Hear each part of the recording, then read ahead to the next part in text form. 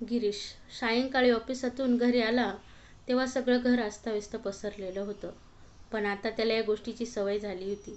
अशा वेळी त्याला चेतन भगतचं वाक्य आठवायचं.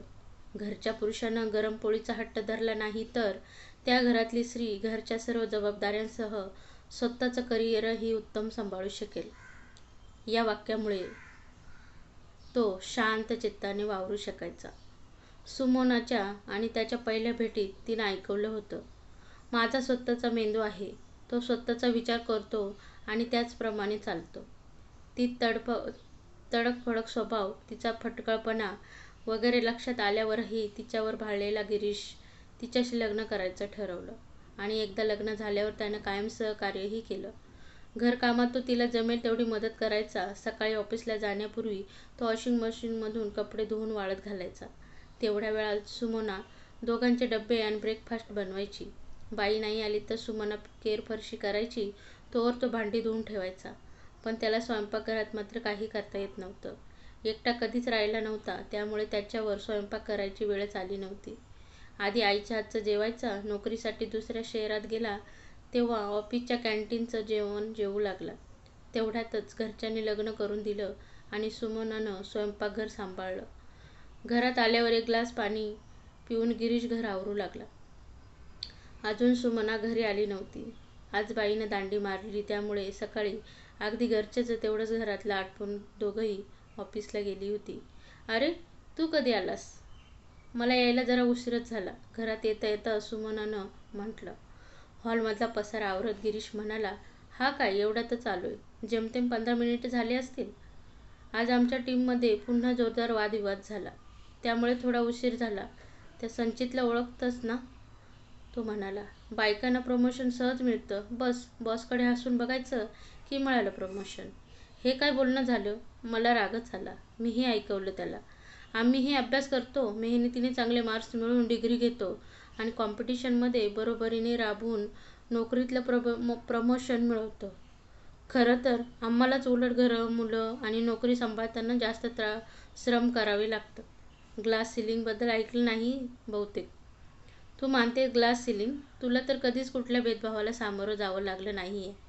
मला सामोरं जावं लागलं नाही कारण मी एक समर्थ, सशक्त स्त्री आहे. मी अबला नाही. कुणा पुरुषानं माझ्याशी स्पर्धेत जिंकून दाखवावं. बरं बाई, पण आता या पुरुषावर कृपा करून अत्याचार करू नकोस. जरा लवकर जेवायला घाल. गिरीशला भयंकर भूक लागली होती. आता एवढ्यात ग्लास सिलिंगबद्दल बोलतो ना आपण? मीही एवढ्यातच ऑफिसातून आले आहे. मीही दमले आहे. आणि तुला काय करू? जेवाय खावायच्या बाबतीत तुझ्यावरच आश्रित आहे मी. एरवी मदत करतच असतो ना. आता तुझ्यावर अत्याचार करतो असा चेहरा करू नकोस. फक्त खिचडी केलीस तरी चालेल. सुमनानं नाईलाजानं स्वयंपाक केला, कारण मागे 2-3दा तिनं उशीर झाल्यामुळे बाहेरून जेवण मागवलं होतं. तेव्हा गिरीशचं पोट बिघडलं होतं. गिरीश स्वच्छताप्रिय होता, तर सुमनाला घरातली घाण किंवा पसारा त्रासदायक वाटत नसे. जेवायच्या टेबलावरचा पसारा ती मजेत सोफ्यावर ढवळून जेवण मांडायची आणि हॉलमध्ये बसायच्या वेळी सोफ्यावरचा पसारा पुन्हा डायनिंग टेबलवर ठेवायची. गिरीशनं काही म्हटलं तर उलटून म्हणायची, इतकं खटकतंय तर तूच ठेव ना उचलून. मीही तुझ्यासारखीच नोकरी करते, ऑफिस सांभाळते. आफ्टर ऑल समानतेचा काळ आहे, स्त्री पुरुष समान आहेत. एकदा गिरीशची आई आली होती. दोघांमधले असं संभाषण ऐकून तिला राहावलं नाही. ती म्हणाली, बरोबरीचा मुद्दा अगदी बरोबर आहे. समानता असायलाच हवी. पण एकूणच घर, संसार, समाज नीट चालवण्यासाठी काही कामं स्त्री पुरुषांमध्ये विभागली गेली आहेत. दोघांनी मिळून कामं करावीत, हे बरोबरच आहे. पण तरीही काही क्षेत्र हे स्त्रियांनी आणि काही पुरुषांची असतात. त्यांचं बोलणं ऐकून तिने एका कानानं ऐकलं आणि दुसऱ्या कानानं सोडून दिलं. सुमनाचा हेकेखोरपणाही गिरीश सहन करत होता. त्यांच्या खोलीत त्यानं सुमनाला मिठीत घेतलं तरी ती त्याला झिडकारायची. मी पुढाकार घेईन याची वाट का बघत नाहीस तू? प्रत्येक वेळी तुझीच मर्जी का म्हणून? मी तुझ्यावर बळजबरी करत नाहीये सुमना. तुझी इच्छा नसेल तर राहिलं. माझ्यावर बळजबरी कुणीच करू शकणार नाही, तू सुद्धा. अगं मीही तेच म्हणतोय ना, मी बळजबरी करत नाहीये. यात भांडायचं कशाला? सुमनाच्या अशा आडमुठ्या आणि आखडू वागण्यानं गिरीश त्रस्त होता. काही महिन्यानंतर सुमनाची आई त्याच्याकडे आली. मुलीचा संसार बघून तिला बरं वाटलं. पण त्यांच्यासमोर बरेचदा गिरीश सुमनाची बरोबरीची समानतेची वादावादी झाली. गिरीशला अचानक ऑफिसच्या टूरवर जावं लागलं. त्याने ऑफिसातून सुमनाला फोन केला. जरा माझी बॅग भरून ठेव ना प्लीज. अरे वा, सरळ हुकूम करतोय बॅग भरून दे म्हणून. मला माझी कामं नाहीत का? स्वतःचं काम स्वतः करायला काय झालं? त्याला टूरवर जायचंय तर त्यानं लवकर घरी येऊन आपली बॅग भरून घ्यावी. लग्नाच्या आधीही करतच होतं ना स्वतःची कामं. आफ्टर ऑल समानतेचा काळ आहे, बरोबरीचा हक्कच आहे. सुमनाच्या आईला तिचं हे वागणं खटकलं. हे काय सुमना, तू त्याची बायको आहेस, त्याचं काम तूच नको का करायला? घर संसार मिळावा म्हणून पुरुष लग्न करतो. एकटं राहायचं तर लग्नाची गरजच काय? उद्या तू म्हणशील मुलं मीच का जन्माला घालायची, गिरीशनं घालावीत. तू तर माझ्या सासूसारखीच बोलते आहेत. आईचं बोलणं सुमनाला आवडलं नाही. आई प्रेमाने म्हणाली, अगं आई असो की सासू, तुला सांगतील ते चांगलेच सांगतील. त्यांच्याकडे अनुभव असतो जगाचा, संसाराचा, म्हणून त्यांचं म्हणणं ऐकावं. पण आई, मीही त्याच्यासारखीच शिकलेली आहे. गिरीशसारखीच माझीही नोकरी आहे. त्याच्या एवढंच कमावते आहे. मग मी एकटीनंच का संसार ओढायचा? तुला ठाऊक आहे की मी नेहमीच स्त्री मुक्तीची आणि स्त्री पुरुष समानतेचे समर्थक होते आणि आहे. तू थोडा अतिरेक करते आहेस सुमना.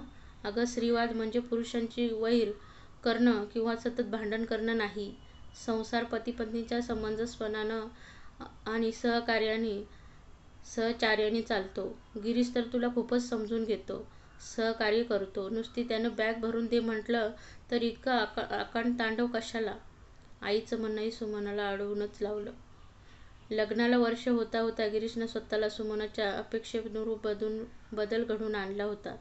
त्याचं तिच्यावर मनापासून प्रेम होतं आणि बायकोला सुखात ठेवावं, तिनं सुखी राहावं अशी त्याची इच्छा होती. पण सुमनाचा स्त्रीवाद काही थांबायला तयार नव्हता. गिरीशचे काही सहकारी घरी आले होते. त्यांच्या ऑफिसच्या गप्पा सुरू झाल्या. तेव्हा त्याच्या बॉसचा विषय निघाला. बॉस मॅडम इतक्या आखडू का आहेत तेच कळत नाही. सरळ शब्दात तर त्या बोलतच नाहीत. गिरीशच्या एका मित्राने एवढं म्हटलं आणि सुमना अशी बिथरली. एका स्त्रीला बॉस म्हणून सहन करणं तुम्हा पुरुषांना कसं मानवेल? हाच बॉस पुरुष असता तर त्याला सहन केलंच असतं ना. पण इथं एक स्त्री आहे तर लागली तिची चेष्टा करायला, तिला नावं ठेवायला, तिच्याशी जमवून घ्यायला नको का तुम्ही हाताखालच्या लोकांनी? अरेच्छा, वहिनींना एकाएकी काय झालं? सगळे चकित झाले.